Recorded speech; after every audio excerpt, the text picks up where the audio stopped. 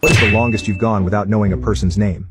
1. I moved into my condo in 2011 and I introduced myself to my one neighbor next door to me but instantly forgot his name. We would see each other in passing for years, and I would always just say hi, and the casual conversation. I met my wife in 2018 from a long-distance relationship, and when she finally moved in with me there was an awkward moment when I introduced her to him. I said, "This is my fiancé and we're getting married next month." He said, "Congratulations and nice to meet you," then walked away. She asked me what his name was, and I said I have no clue. Later that day she said his name was Brad, and I was like, "Oh, he looks like a Brad," and she said he had no clue what my name was either, so no big deal. 2 years. I used to be a club promoter and I had a guy that bought tickets for me for every event he went to. He told me his name when I first met him, but I forgot it soon after he told me. Meeting lots of people makes it hard to remember names, especially when I don't even know if I'll ever see them again, so what's the point of remembering everyone's names? After a certain point I saw him out partying often enough, but it was past the point where I could ask him his name without it being awkward. I had him saved in my phone as Sir Prince Albert since he told me about his piercing so that I'd know who was texting me if we ever texted each other, but I didn't think to add his name since I wasn't sure what it was, so that was no help. Eventually, we ended up at a party together and some people walked in and asked, "Hey, have you seen Phil?" After not remembering meeting anyone that night named Phil, I said, "No, I don't think there's a Phil here." Then that guy whose name I couldn't remember came up and joined the group and said, "I'm right here. Don't worry. These guys are cool, I invited them."